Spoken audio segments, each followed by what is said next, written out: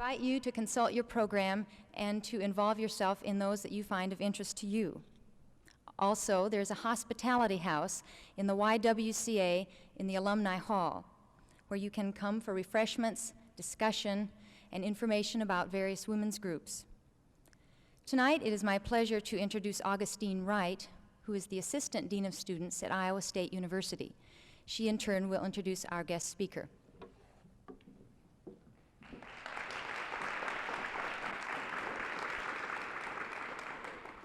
Thank you, Rachel. As I moved about the city today with our guests, I heard a number of fascinating things about her life, about her experiences in Chicago, where she has been a teacher of students from kindergarten through 12th grade, about her experiences in Washington, D.C. as superintendent of schools, but felt that those things you probably already know about her, and I'm taking the liberty of sharing with you some of my thoughts about her in the introduction. She has been a pioneering architect in the area of equal education opportunity. She has been daring and caring for those who have been handicapped by the system and quarantined from the mainstream. Barbara Sizemore is an advocate for women's rights, a recognized scholar, and a noted administrator. Please help me welcome one of America's most outstanding spokespersons who has left no stones unturned in her advocacy for the cause of equal rights for all oppressed people, Barbara A. Sizemore.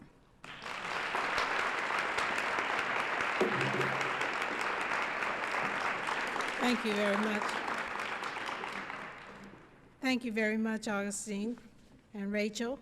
I'm very pleased to be a part of this women's program at Iowa State University. I'm glad to see some of my friends whom I met March 4th and 5th in Des Moines at Adventure City at a workshop for the Polk County Mental Health Center. I'm glad to see Melinda Jones. I met her in Cincinnati at the Black Political Convention, where we were trying to nominate a black person for president to give the country a viable candidate.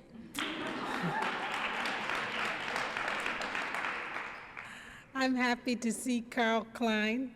Carl Klein was the coordinator for human relations at the high school where I was principal in Chicago. We had 4 warring gangs, and Carl is still alive here, living in Kellogg, Iowa.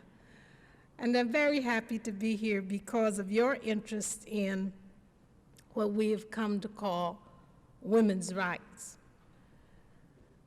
The title of my address is The Political Tilt to the Right, What Does It Mean for Women? During the 1950s and 1960s, this country experienced 2 decades of intense struggle for justice by the black minority.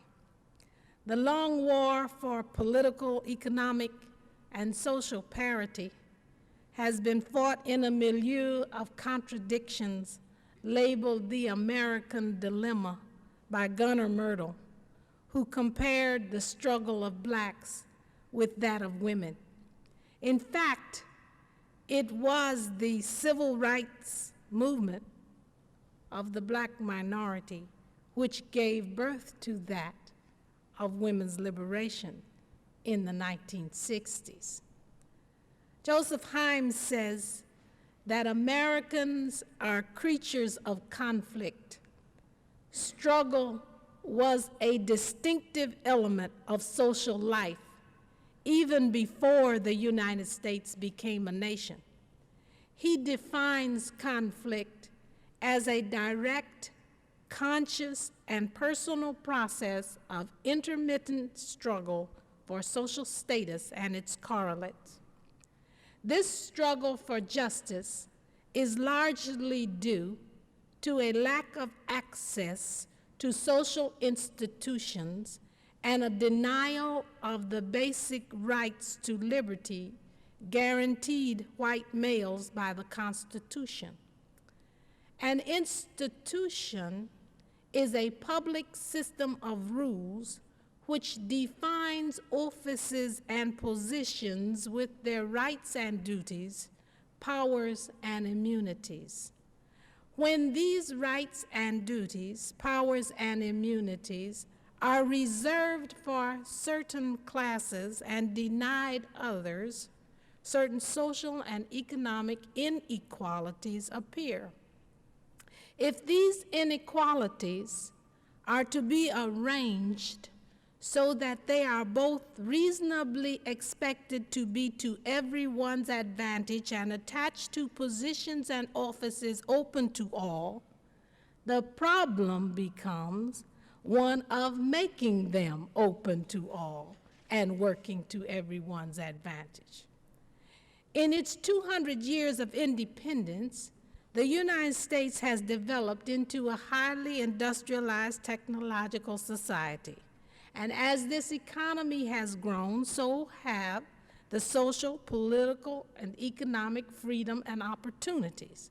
At the same time, concern for individual rights of all citizens has continued.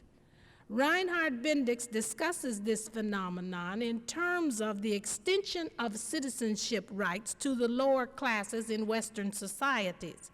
He says that the rising awareness of the working classes expressed an experience of political alienation, a sense of not having a recognized position in the civic community, or of not having a civic community in which to participate.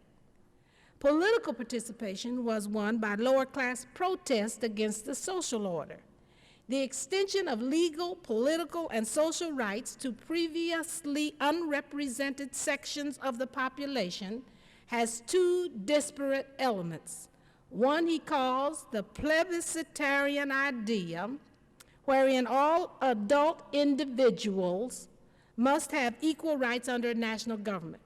And the second is a functional idea wherein the differential affiliation of individuals with others is accepted as a given and some form of group representation is realized. Okay, what's that mean?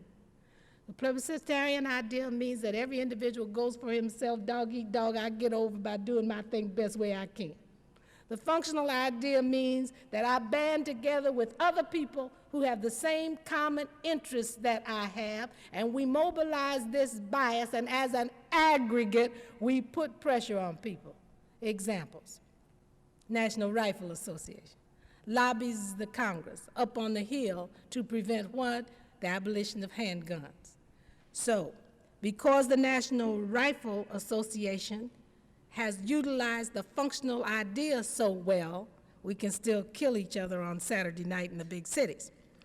In any situation where the basic liberties of human beings are denied, or where the socio-economic resources of the nation are distributed so that they work to the disadvantage of a single group, injustices exist. So it is for Black people and other minorities in similar circumstances, women, and people who are already poor. Contrary to the Protestant ethic of achievement, an ascription continuum does exist in this country, with white males of European descent at the top of the hierarchy and poor Black females at the bottom.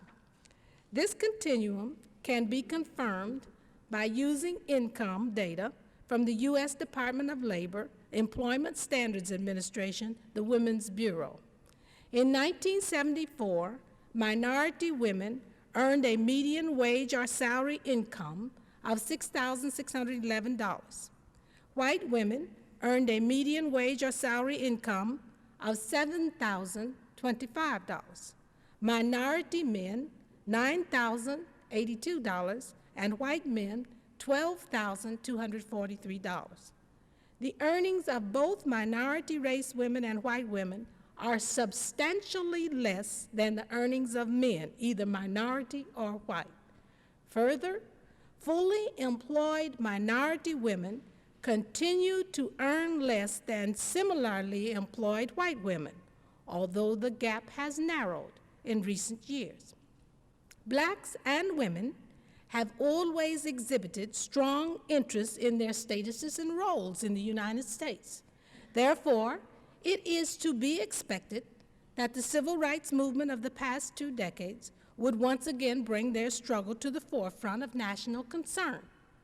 The Civil War resulted in the 13th, 14th, and 15th Amendments to the Constitution, making blacks full citizens with the right to vote. The suffragist movement resulted in the adoption in 1920 of the 19th Amendment, giving women the right to vote.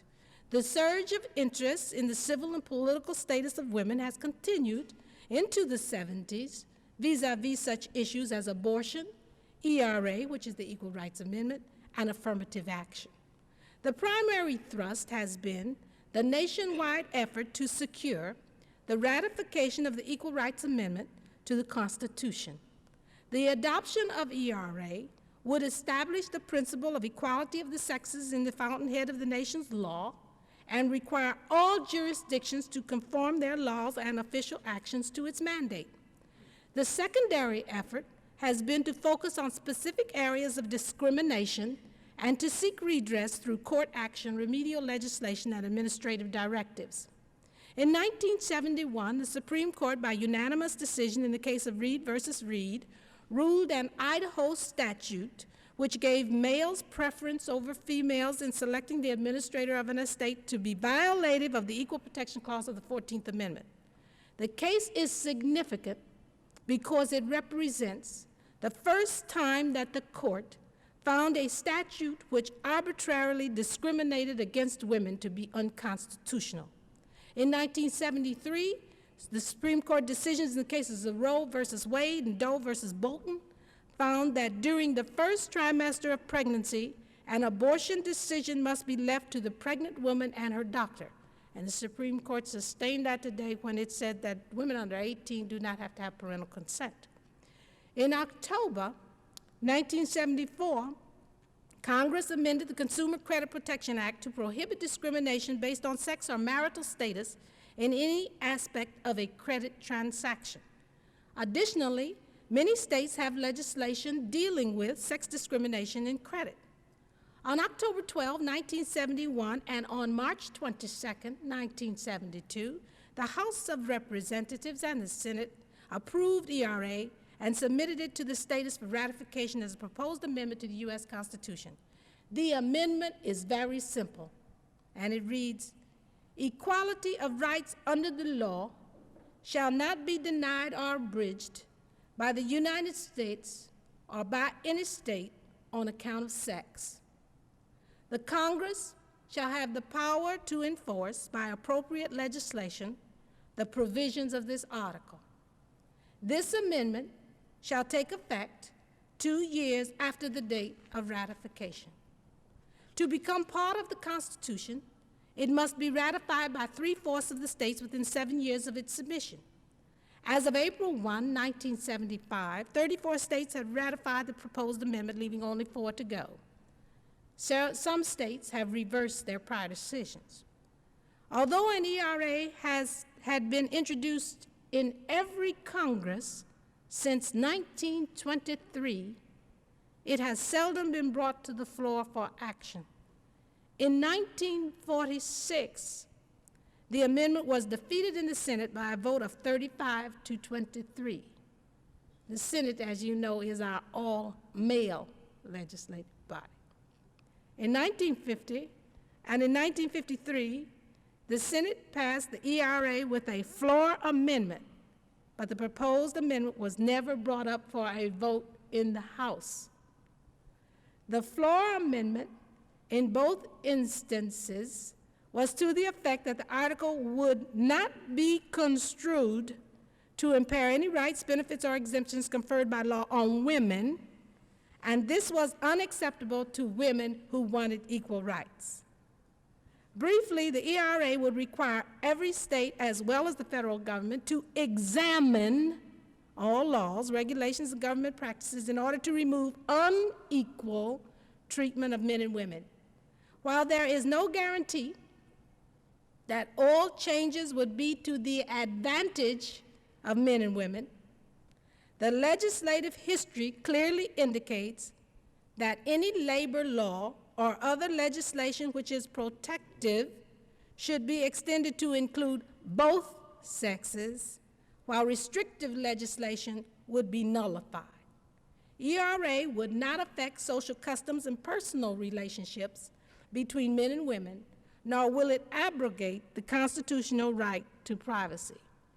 The present war between women on this issue is between those women who have men, called husbands, and who want to be protected by the law against any violation of their rights by their husbands, and women who have no men and who must take care of themselves.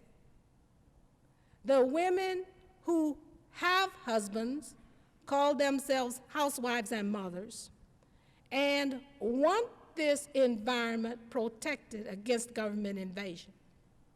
The women who have no such protection want not to be hurt by the women they're protecting. Instance. If a law says that a woman cannot work overtime and men can work overtime, and that woman is the sole breadwinner of 5 children who all eat, then she is being deprived of some income that she could earn if she were not female. Now, this same provision, of course, helps a woman whose husband is earning the overtime, because he is getting the money that somebody else might get if they could get the overtime. This, of course, is oversimplified, but I wanted to oversimplify it so that you can get the real essence of the interests of the two groups. Significantly, several pieces of legislation furthered the goals of Black Americans for social justice during the 50s and 60s, including the Civil Rights Act of 1957, 1960, and 1964, and the Voting Rights Act of 1965. You will remember, of course, that under Title VII of the Civil Rights Act of 1964, a very important provision is there for women. Employers are prohibited from discrimination in hiring, firing, promotion, job assignment, compensation, training, or other terms, conditions, or privileges of employment. Enforcement of these provisions is the task of the Equal Employment Opportunity Commission. Title VII has become a major instrument in assuring equal status for men and women in the workforce, since equal pay legislation by itself could not ensure equal opportunity. Government action during the past decade has been directed at strengthening the enforcement agencies and attempting to speed up the process of eliminating race and sex bias. Congress also mandated maximum feasible participation of the people to be served by programs under the Economic Opportunity Act of 1964 and the Elementary and Secondary Act of 1965. And on July 27, 1967, President Johnson appointed his Commission on Civil Disorders, whose report published in 1968 was a picture of a nation divided. It found that blacks were severely disadvantaged as compared with whites, that federal programs had not reached a large proportion of those in need, and that the result produced a reservoir of unredressed grievances and frustrations. And of course, as black people moved to demonstrate and protest for their basic rights, women did the same and profited from the gains which blacks achieved in affirmative action programs, civil rights legislation, open admissions, black studies and women's studies, etc. Issues emanate from the divisions of society called cleavages, according to Banfield and Wilson. Politics is the arbitration or management of this conflict for the attainment of the power to govern. Social conflict, according to Louis Koser, means a struggle over values and claims to scarce status, power, and resources, in which the aims of the opponents are to neutralize, injure, or eliminate their rivals. Politics, then, is born of societal conflict. White supremacy is the single most important fact in the environment of black politics. Male supremacy is the most important in female politics. For a black female, white male supremacy becomes the higher order issue. Since the progress made in the 50s and 60s, things have reversed in several directions. One, affirmative action programs are cracking up under reverse discrimination charges. Open admissions policies are being revoked by budget deficits and a return to standardization. 3, the economy has shrunk, and President Ford defines full employment as 8% unemployment. Higher, of course, for women. A strict constructionist Supreme Court created by Nixon and Ford is whittling away at human rights in some areas, notably the death penalty. The Right to Life movement, with the support of both presidential candidates, moves toward forcing women to have unwanted babies, which the same conservatives refuse to support with adequate health, education, and welfare programs such as ADC, child daycare, Head Start, Medicaid, and so forth. 6, an insensitive administration which has curtailed, disapproved, or impounded the funding for necessary social programs. The success of women's liberation depends on a full economy where there are plenty of jobs, the absence of discriminatory practices and policies excluding minorities, women, and the poor, and 3, corporate, community, and government support. The fact is that now there are simply not enough jobs to go around. Yet the present administration persists in the notion that the government cannot supply these jobs and the private sector must fill the bill. The present administration notes that inflation can be curbed by unemployment, but it never says how much will do the job. 8% has not prevented the wholesale index from rising. So how much unemployment do we need to curb inflation? Must we have another Great Depression to get rid of it? And are we ready to follow the leadership of our wise president in this direction? With the present tilt to the right, women can expect no grace. Even women have deserted to the ranks of the conservative. Note that the uproar over Senator Butts concerned his tight, loose, and warm remarks, which were just as sexist as they were racist, but I heard no women protest. But no one talked about, or few people, yeah, there were some, but few people talked about his record of anti-black and anti-poor programs which worked to the disadvantage of poor families with children to feed, as well as single-headed families. As more and more women enter the workforce, the competition for jobs becomes greater and greater. Women who worked at year-round full-time jobs in 1974 earned only 57 cents for every dollar earned by men. In fact, men's median weekly earnings exceeded women's by about $97, and women had to work nearly 9 days to gross the same earnings men grossed in 5 days. The earnings differential was wider in 1974 than it was 19 years earlier. In 1974, the $11,835 earned by men was 75% more than the $6,772 earned by women. In 1955, men's earnings exceeded women's by 56%, which is substantially less.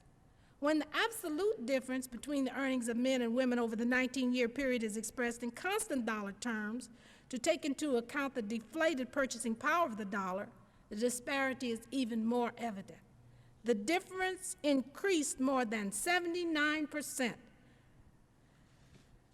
The widening male-female differential is a contrast to the gains women have made in employment in recent years. And two primary factors have contributed to the widening gap. First, despite the fact that increasing numbers of women are securing higher level and better paying positions, there is still a predominance of women in lower status occupations of a traditional nature which provide limited opportunity for advancement. Second, the dynamic rise in women's labor force participation has resulted in a larger proportion of women who are in or near the entry level. Women are clearly overrepresented among those workers whose earnings are low. They are 3.7 times as likely as men to be earning between $3,000 and $4,000, and 3 times as likely to be within the $5,000 to $6,999 earnings range.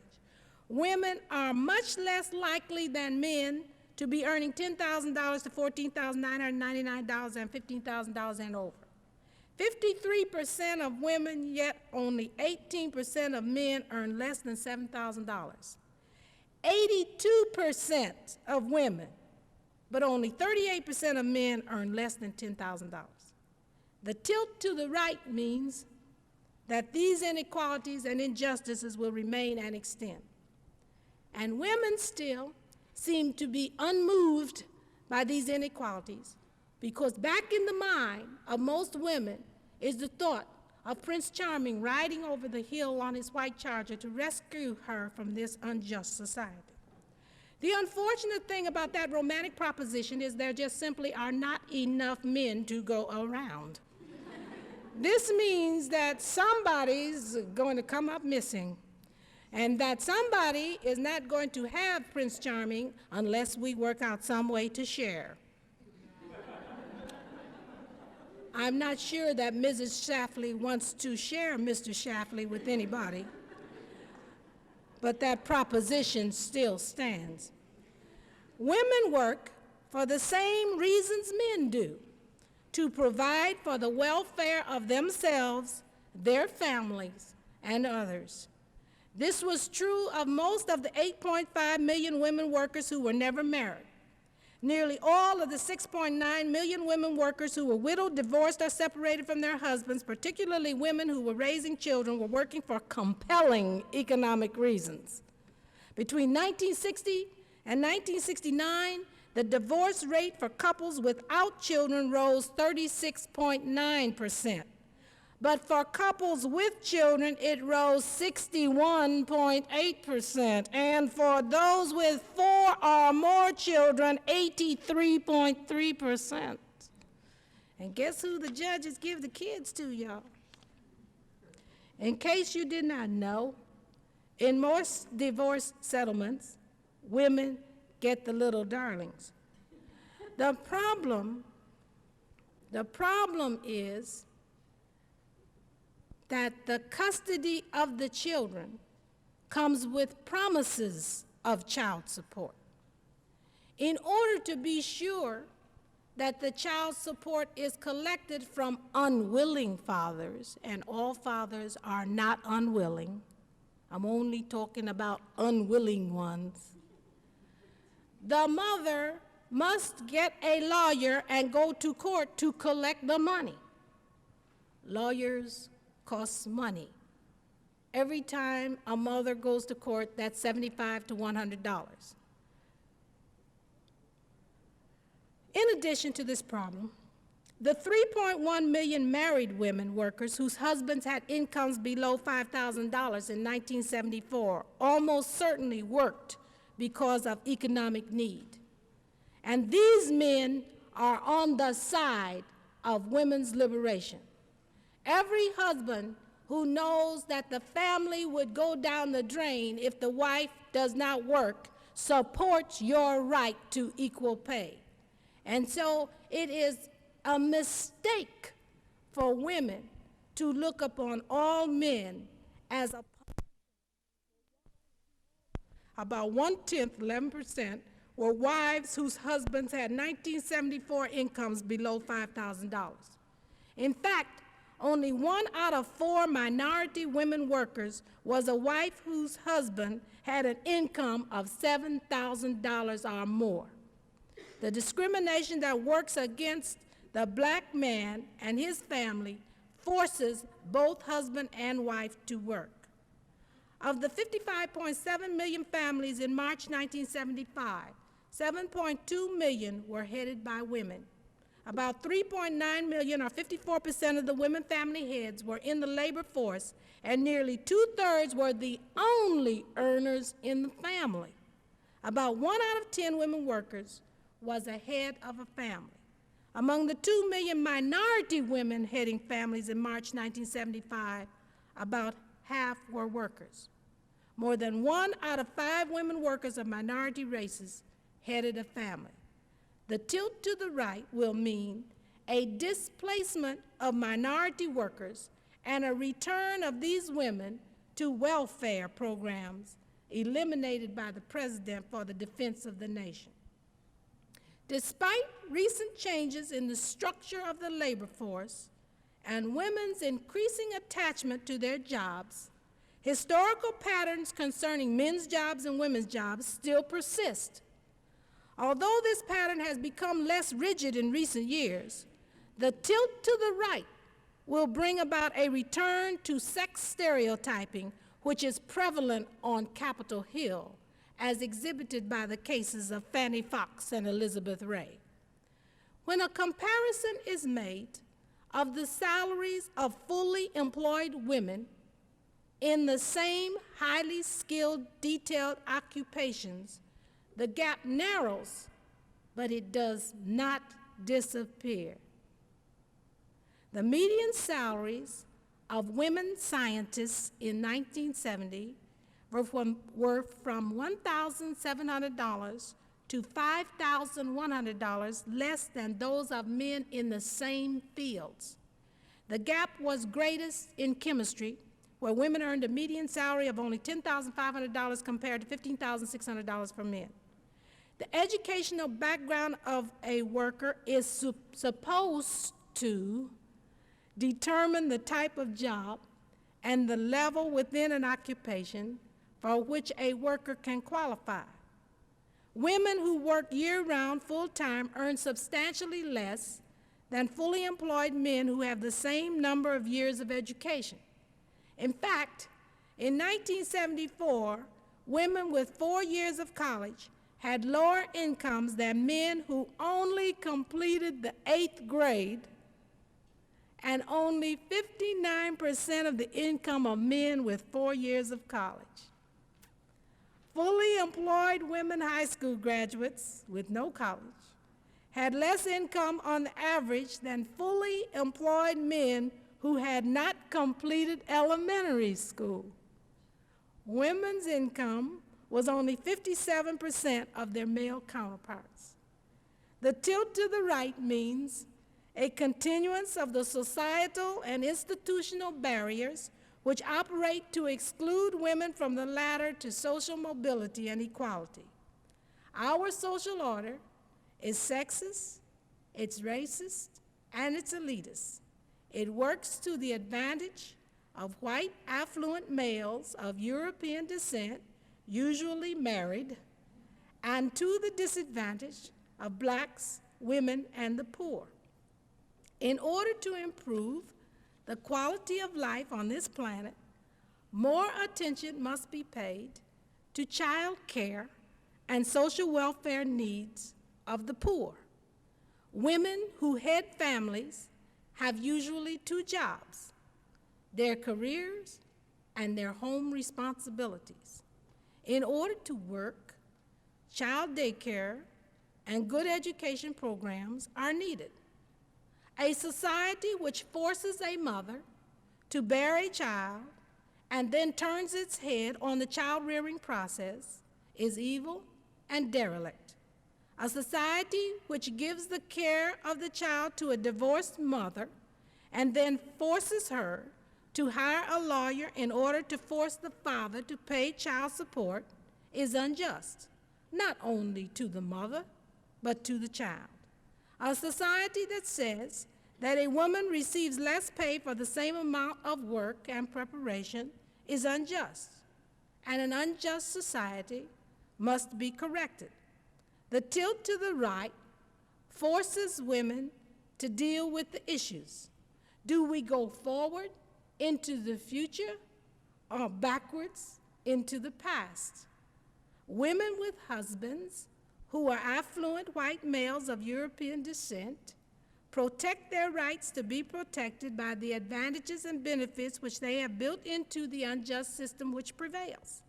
They are advocates for their husbands, their stand-ins, if you will, advocates to protect the advantages they have in the status quo.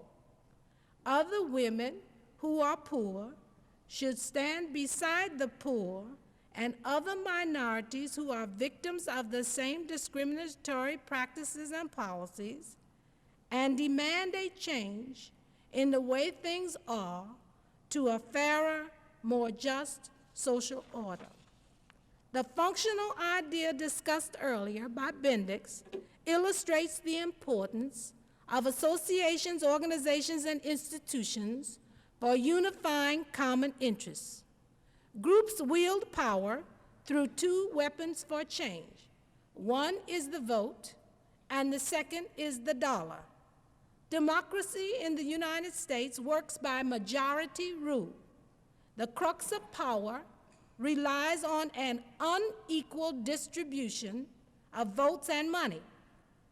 To maintain an advantage in any situation, one must be in the majority. Women are in the majority. Since blacks are a minority, even when they vote overwhelmingly for a choice, if the majority disfavors it, the vote is lost. For instance, the overall black vote went 87% for McGovern, but Nixon won. But if the present authority structures afford no way to achieve a condition where no transaction between private parties can make someone better off without harming blacks, women, or the poor, some way must be found to reduce the number of those harmed. The present deference of the major political candidates to the situation in Israel shows the power of a minority, which is barely 6% of the total national population. So even though a minority does exist, it can still have power if it organizes and mobilizes its bias in associations, institutions, and organizations. But women do not have that problem because women are in the majority. But females are split on many issues. Housewives versus the careerists. The women who have men versus those who don't. The women who are breadwinners versus those who are not. And while we fight each other over which men shall rule, our chances for transforming the world are diminished.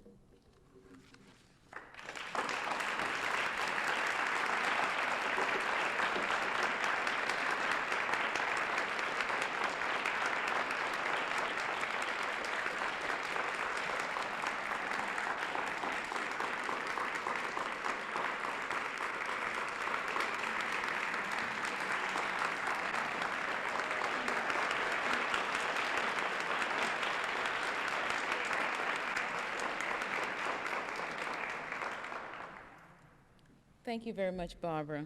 We enjoyed your presentation, and I think saying that you were daring and caring is an understatement. Barbara has agreed to allow you to ask a few questions, but there are stipulations to that. They have to be brief, to the point, and from women. No, I added the last one. Don't get all scared. No, she will accept questions.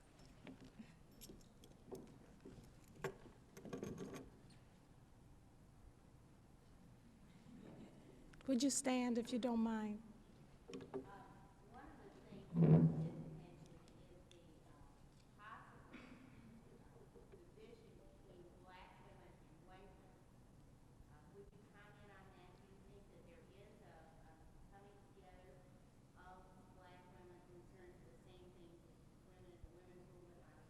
Well, my point was, I was trying to raise that throughout the presentation, because I kept bringing up the issue of race, the issue of sex, and the issue of poverty. And in the beginning of the speech, I talked about an ascription continuum where you have white males with money at the top and black women with no money at the bottom. So what I'm trying to bring to your awareness is that, or consideration, is that black women have an overriding concern about race that white women do not have to worry about. The second thing is that in a black family, two people are discriminated against, the husband and the wife. In the white family, the wife is discriminated against. But in the black family, where the husband's salary is lower because of race, the family starts that much further behind.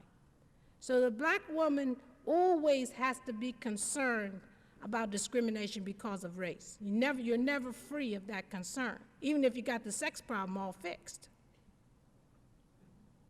So a black woman cannot enter into the women's liberation movement that's going to be concerned about sex discrimination only. That movement that she gets into has to be concerned about both. Otherwise, you're just wasting your energy.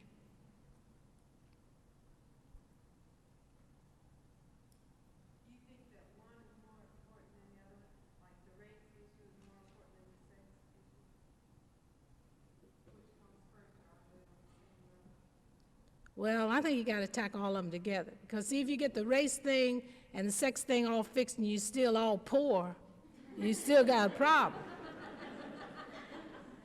So I never separate them in my presentations. Those of you who've heard me before know I talk about race, sex, and poverty.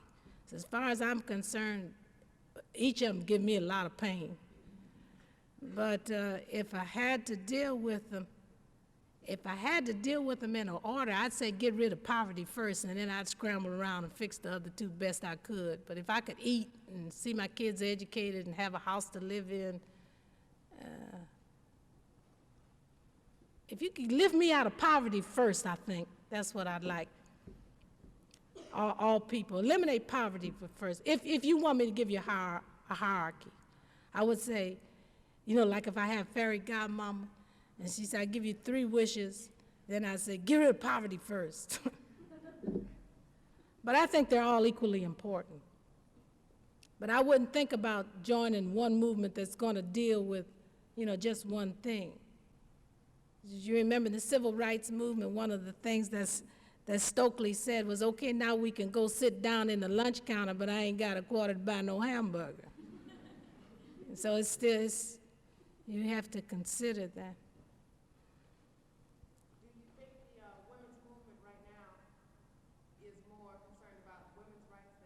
Yes. In other words, for black women to become overwhelmingly involved in that is only taking care of 1/3. Well, I don't think you can become. I think that they either going to have to join us in our struggle for the elimination of racial discrimination, or we're going to have to separate from it and do our own struggle, because you can't separate them. Now, there are some women's rights movements that are amenable to that proposition. There are others that are not. But I think you need both. I fight for ERA because it's vital to black women that we get equal pay. We have to work. There's just no ifs, ands, and buts about it. Very few black men make $100,000 a year. And, sure enough, not enough to go around. I mean, as it stands now, there are only about 85 black men for every 100 black women. That leaves 15 of us out from the get. So black women have to work. And then even if you're lucky enough to get one of those 85 black men, you've got to help him struggle because the society discriminates against him. So black women have to work. So there's no choice but that you have to work for the elimination of sex discrimination. You have to. But you know, where you do that is another option. But you see, we've got a lot of homework to do as black women. Because the way I see it, NAACP ain't too cool on it. You know, somebody needs to get in there and toss Clarence Mitchell some words. Do you understand what I mean? Now, I'm not saying the NAACP shouldn't be concerned about racial discrimination. That's not what I'm saying. But I think they should have that on the agenda, too. I mean, and fight for it just as vigorously because it's vital to the maintenance of the black family that black women get equal pay for equal work, married or not. As the former superintendent of the public schools in D.C., I'm sure you have responsibilities that were far and few between. Were you faced with these kind of problems with racism and sexism, in your position? And if so, how did you handle it? Oh yeah, as a woman in a job that's conceived as a man's role, you always are faced with the sexism from women, too. I keep saying that over and over because some of you look at me with disbelief.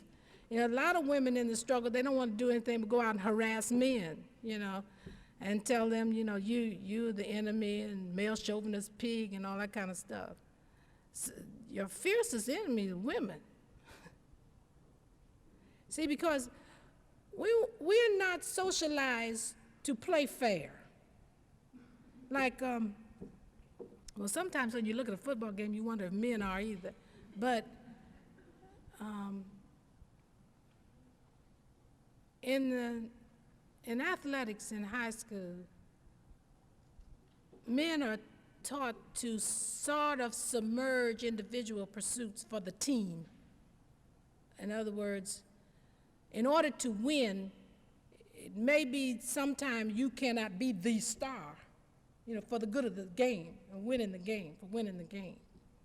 So it's sort of like one for all and all for one. And you even learn to be a good loser. You know, if your team loses, you go out and shake the other man's hand and say you fought a good fight. You know, most people do that. Of course, Muhammad Ali is an exception. But women are not taught those kinds of things. Women are socialized to do one thing, that's to catch a man, and there's no teamwork.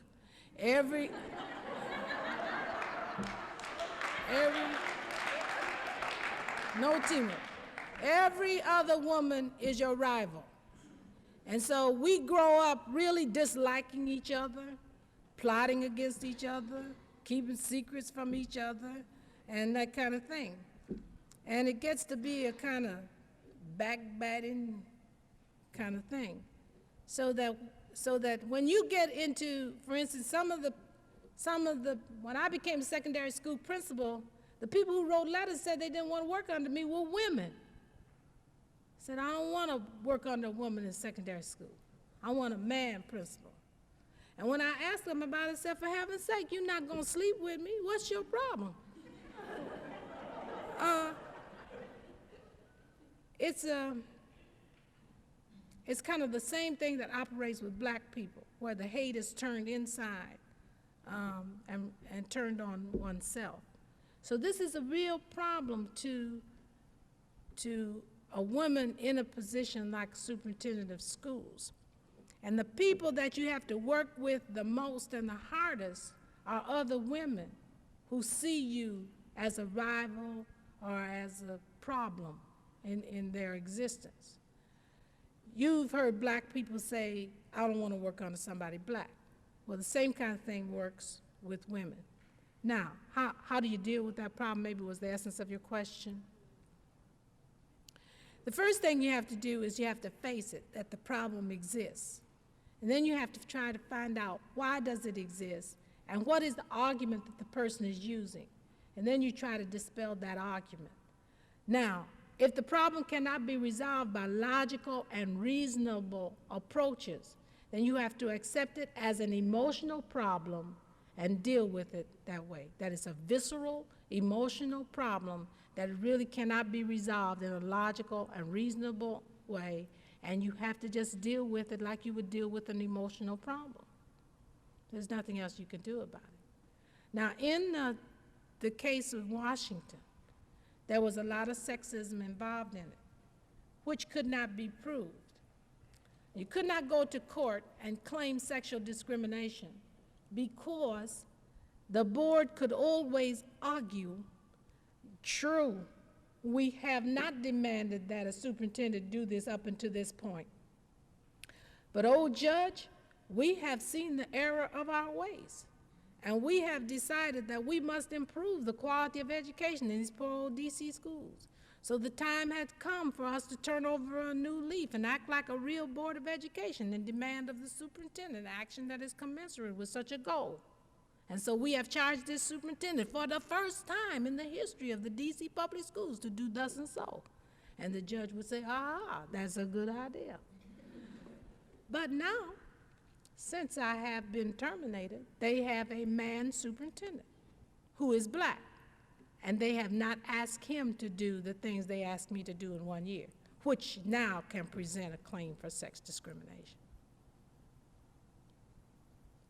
But when something is a visceral gut issue with a person, it's very difficult to resolve because nothing you can do is right.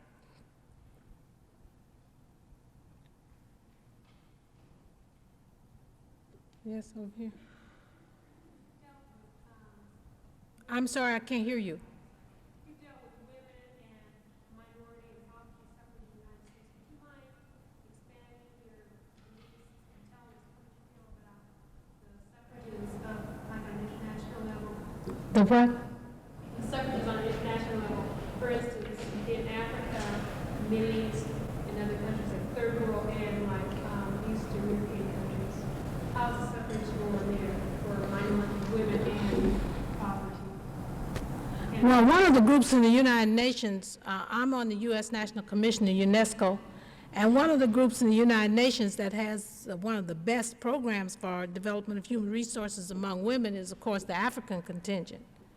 And I have not been to Africa. My daughter went last year, and she seemed to feel that the progress made among women in Africa is greater than it is here. But it may be, I've not been to Africa, so I'm not speaking from experience. It may be that because they're coming from so far behind, it appears that way. But I don't really know. I know that in many Muslim countries, women are still in Purdue, and that, of course, will have to be changed. That's a social custom, probably religious in nature, and may take longer. But I'm not very knowledgeable about what's going on there.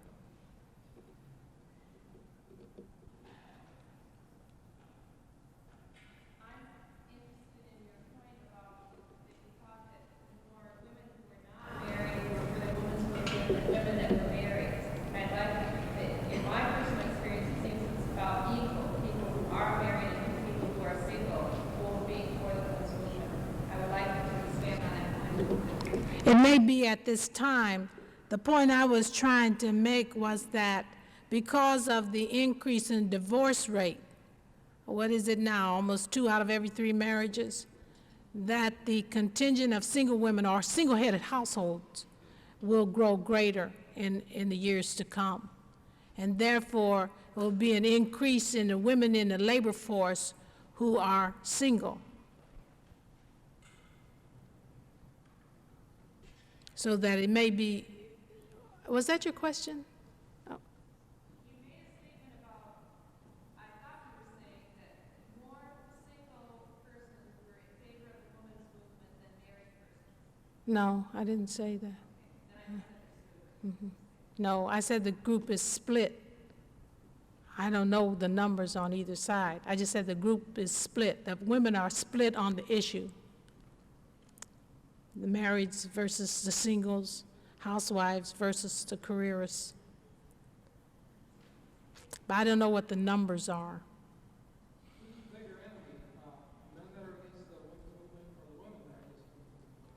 well, of course, the men have more power and resources and can finance women who don't have any, which may give them the advantage. But it's always my feeling that the enemy inside your house is the worst one. But I could be wrong.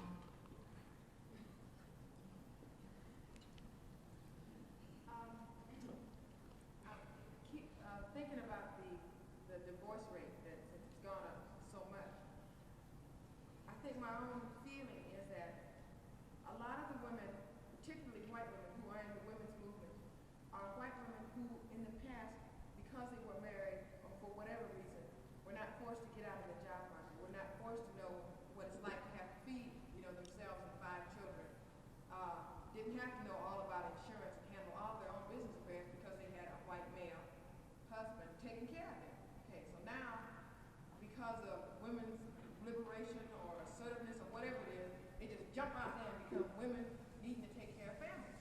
So now that they're out there doing the same thing that black women have been doing from Jump Street, then they want us to jump on the bandwagon and help them get their equal rights. How do you convince black women that, since it doesn't appear to me that the women's movement is dealing that much with racism, with the elimination of racism, how can you convince more black women, even though the movement is good, how can you convince more black women to join with white women in the movement, or do you think we should be about the business of convincing black women to join with white women in the movement? Well, we have some organizations that deal with the problem of racism and sexism, like that could be doing a better job, like National Council of Negro Women, Delta Sigma Theta Sorority, Alpha Kappa Alpha, Sigma Gamma Rho. There already are black female organizations that could be dealing with the issue of sex discrimination more vigorously than they're already doing, although some of them are dealing with it. I'm not saying they're not. Now, I belong to Delta Sigma Theta, and a part of Delta Sigma Theta's ritual is the twin problem of racism and sexism. That's in what every little pledgee says. So that I know that this sorority deals with that problem. All I'm saying is that we don't have a program.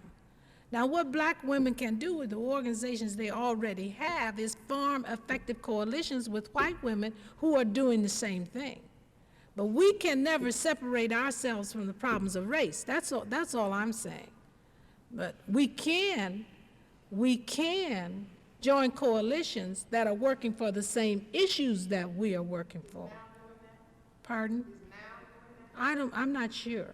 Now, the last article that I read by Cynthia Epstein completely distorted the condition of black females in the workforce, so that I'm not even sure they have the right information.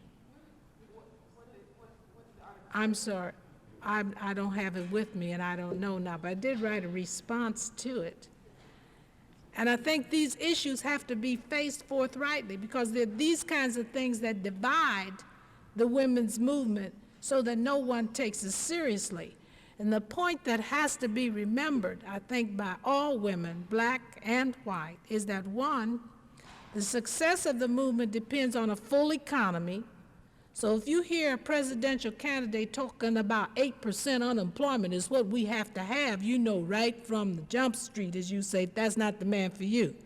Because 8% unemployment for women means something like 12, 13%. For black people, it's something like 16, 17%. For black females under 16 to 18, it's 40%. For black males, it's 48% of that age group.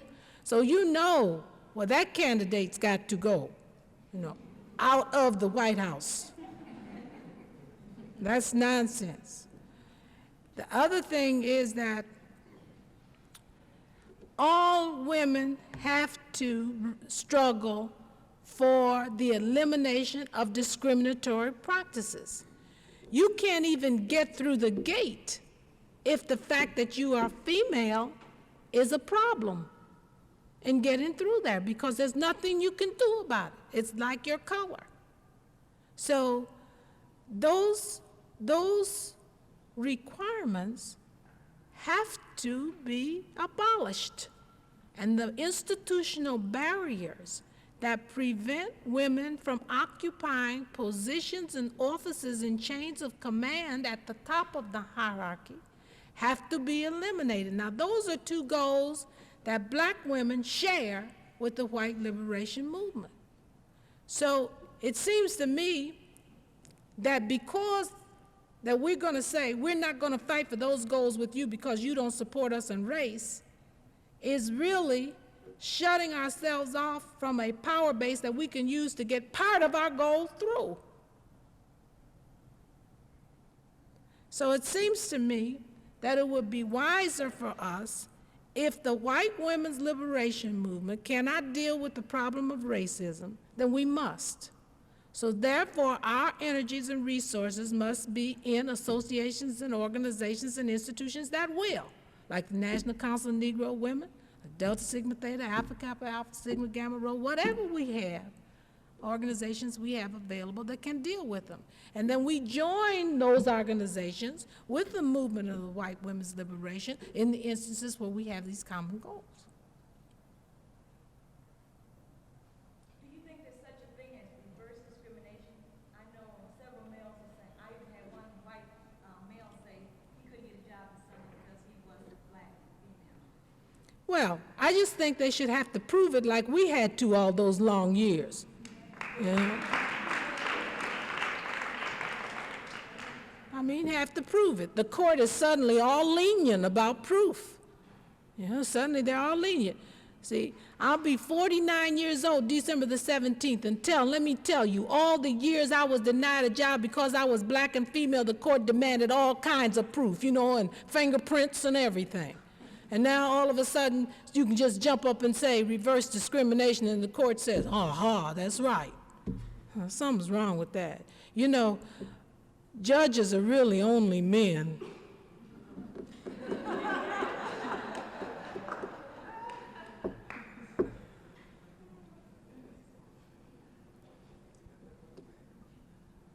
But organizations and lobbies can really bring this thing to the forefront if you could just get the mobilization of bias among women to do it. See, you've got two things, votes and dollars, and we're a majority in this country. We are a majority, 52%.